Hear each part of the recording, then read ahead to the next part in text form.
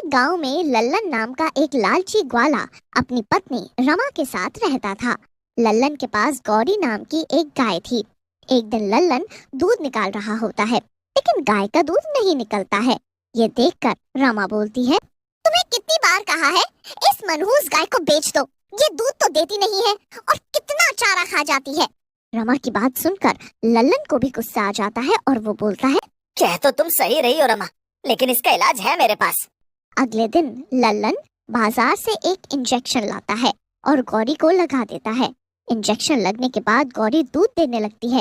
ये देखकर रमा खुश हो जाती है और बोलती है, वाह जी वाह, मजा ही आ गया। इस इंजेक्शन के लगते ही गौरी तो डबल दूध देने लगी है।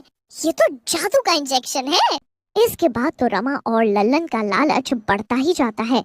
वो रोज गौरी को दूध वाला इंजेक्शन लगाते और उसका दूध निकालते, जिसकी वजह से गौरी की सेहत भी दिन प्रतिदिन खराब होती जा रही थी। एक दिन दीनानाथ नाम के गांव वाले के घर पर शादी होती है। वे लल्लन से कहता है, अरे लल्लन भैया, आज शाम को थोड़ा दूध ज्यादा दे देना। घर पर शादी है, चाय कुछ ज्यादा बनेगी आज और कुछ मीठा भी, तो दूध थोड़ा ज्यादा चाहिए होगा। मैंने सोचा जब तुम हो तो कहीं और से क्या दूध खरीदना, बस टाइम पर दे देना। अरे दीनू भैया, ये भी कोई कहने की बात है? आप जितना दूध बोलो उतना मिलेगा, आप चिंता मत करो, मेरी गौरी है ना। दीनानाथ के जाने के बाद लल्लन गौरी को इंजेक्शन लगाकर दूध निकालने लगता है, लेकिन गौरी की तबीयत खराब होने के कारण वे ज्यादा दूध नहीं दे पाती। ये देख रमा बोलती है, लगाओ इस मनहूस के दो डंडे, आज कमाई का समय आया है तो नखरे कर रही है। लल्लन रमा के कहने पर गौरी के ऊपर डंडे से वार करता है। डंडे की चोट लगने से गौरी मर जाती है। ये देख रमा और लल्लन घबरा जाते हैं। अरे बाप रे, ये गौरी तो मर गई। तुमने इतनी जोर से क्यों मारा? अरे थोड़ा प्यार से मारते, अगर गांव वालों को पता चला तो हमारा हुक्का पानी बंद हो जाएगा। सरपंच हमें गांव से निकाल देगा। रमा की बात सुनकर लल्लन को गुस्सा आता है और वो रमा को डांटते हुए कहता है, मनहूस औरत, तेरे कहने पर ही तो इसको मारा था मैंने। तू ही सारे फसाद की जड़ है। तूने ही मेरे मन में लालच भरा, अब ये मर गई है तो मुझे दोष दे रही है। रुक, मैं कुछ करता हूँ। फिर लल्लन पड़ोस के गांव से अपने कुछ खास लोगों को बुला कर लाता है और गौरी की लाश को जंगल के अंदर फेंक आता है। लाश को फेंक कर लल्लन अपनी पत्नी रमा के पास आ जाता है। वहाँ दीनानाथ गुस्से में खड़ा होता है। लल्लन, कितना लालची है तू, दूध में पानी मिलाता है। मैं आज तेरी टांग तोड़ दूंगा। नहीं नहीं भैया, आप कैसी बात कर रहे हैं? मेरे जैसा शुद्ध दूध तो कोई भी नहीं देता आसपास के सारे गांव में। ये सुनकर रमा बोलती है, अरे आगे कुछ नहीं बोलो, इन्होंने मुझे देख लिया है दूध में पानी मिलाते हुए। अपनी पोल खुलते देख लल्लन दीनानाथ से माफी मांग लेता है। दीनानाथ वहाँ से चला जाता है। इस घटना को काफी दिन बीत जाते हैं। एक रात लल्लन अपने बेटे राजू के साथ मेला देखकर जंगल से आ रहा होता है। तभी उसे गाय के रंभाने की आवाज आती है। पापा देखो, कोई गाय रंभा रही है, चलो चलकर देखते हैं। अरे बेटा, होगी कोई जंगली गाय, अब ये भी कोई देखने की बात है? चलो जल्दी से घर चलते हैं, यहाँ रात में खूंखार जंगली जानवर भी घूमते हैं। लल्लन राजू को समझा बुझाकर घर की ओर चला जाता है। अगले दिन लल्लन एक नई गाय लेकर आता है। गाय बहुत ही दुधारू होती है और वे खूब सारा दूध देती है। ये देखकर लालची रमा खुश हो जाती है। वाह मेरे राजा, क्या मस्त गाय लेकर आए हो, इतना सारा दूध दे रही है ये तो। अब हम तो इस दूध को शहर में ले जाकर भी बेच सकेंगे। फिर रमा और लल्लन रोज गाय का दूध निकालते और लल्लन उस दूध को ले जाकर शहर में बेच देता। कई दिनों तक ये सिलसिला चलता रहता है। एक शाम लल्लन को शहर से लौटने में देर हो जाती है। आज तो काफी देर हो गई है, ये शहर में इतना ट्रैफिक रहता है, पता नहीं शहरी लोग यहाँ कैसे रह पाते हैं। रास्ते में वही घना जंगल आता है जहाँ लल्लन ने गौरी गाय को मारने के बाद दफनाया हुआ होता है। लल्लन बीच जंगल में जैसे ही पहुँचता है, गाय की जोर जोर से रंभाने की आवाज सुनाई देती है। ये गाय की आवाजें ऐसे क्यों आ रही हैं? कहीं कोई चुड़ैल तो नहीं है यहाँ? इससे पहले कोई मुझे पकड़े, मुझे यहाँ से भाग। लल्लन वहाँ से भागने लगता है, लेकिन उसका पैर फिसल जाता है और वे गिर जाता है। लल्लन जमीन पर गिरा हुआ होता है।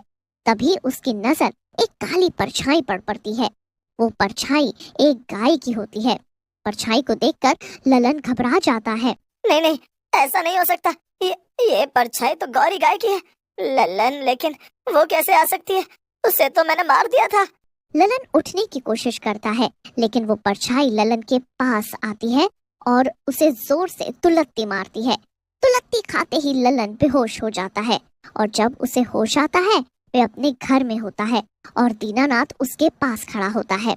अरे ललन, क्या हुआ? तुम जंगल में बेहोश क्यों हो गए? ये तो अच्छा हुआ मैं वहां से गुजर रहा था, नहीं तो तुम्हें कोई जंगली जानवर खा जाता और आज तुम नर्कवासी हो गए होते। क्या बोल रहे हो यार? अरे मुझे कमजोरी से चक्कर आ गए थे दीनानाथ भाई, लेकिन आगे से मैं अपना ध्यान रखूंगा। तुम्हारा शुक्रिया।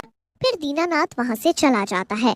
उसके बाद ललन रमा को रात में बताता है, जिसे सुनकर रमा हंसने लगती है और बोलती है ये तुम्हारी गलत फहमी होगी कोई। भला कहीं गाय की आत्मा आती है और कुछ ज्यादा ही डरे हुए हो तुम। तुम्हें आराम की जरूरत है, अब सो जाओ। ऐसा कहकर रमा वहां से चली जाती है। एक दिन एक सफेद गाय उनके तबेले में आती है और खड़ी हो जाती है। गाय काफी तंदुरुस्त और सुंदर लग रही थी। रमा जल्दी से गाय को खूंटे से बांध देती है। अरे रमा, ये क्या कह रही हो? गाय को खूंटे से क्यों बांध रही हो? पता नहीं किसकी गाय होगी है। कहीं इसका मालिक इसे ढूंढता हुआ यहाँ ना आ जाए, फिर हम पर चोरी का इल्जाम लग जाएगा। तुम तो डरते रहो बस। देख नहीं रहे कितनी बढ़िया गाय है। ये रोज का कम से कम 20 लीटर दूध देगी। बांध लेते हैं ना इसको, अगर इसका मालिक आ जाएगा तो वापस कर देंगे, नहीं तो ये गाय अपनी कह देंगे कि घूमते हुए खुद आई है और हमने कौन सा चुराई है। फिर रमा और ललन उस गाय को भी बांध लेते हैं और शाम को उसका दूध निकालने के लिए जाते हैं, लेकिन नई गाय दूध नहीं देती।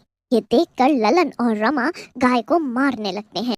सुबह से 50 किलो चारा चर गई है और दूध नहीं दे रही है, चल दूध दे।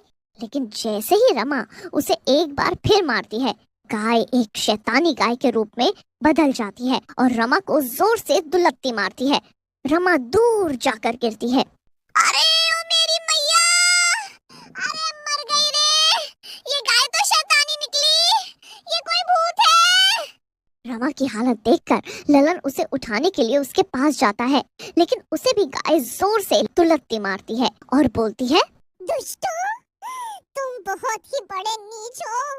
तुमने मेरी जान ले ली, इंजेक्शन लगा लगा कर मार दिया। मैं तुम दोनों को नहीं छोड़ूंगी।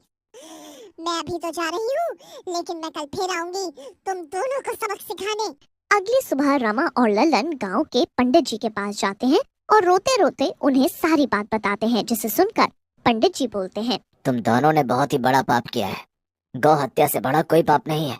तुमने अपनी प्यारी गाय गौरी को मार डाला, तुम्हें इसकी सजा तो भुगतनी ही पड़ेगी।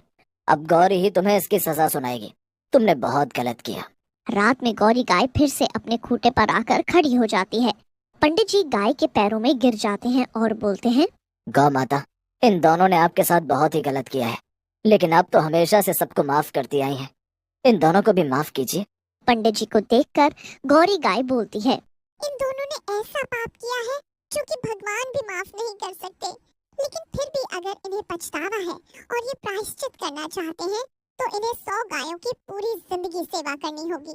गौ माता, हमसे भूल हुई है, हम वैसा ही करेंगे जैसा आप चाहती हैं और आज के बाद हम हर गाय की सेवा करेंगे और लोगों को भी ऐसा करने को बोलेंगे। रमा और ललन के ऐसा बोलने के बाद गौरी वहां से गायब हो जाती है। रमा और ललन भी अपना लालच भूलकर गौ सेवा में लग जाते हैं और तब से कभी भी उन्हें कोई परेशानी नहीं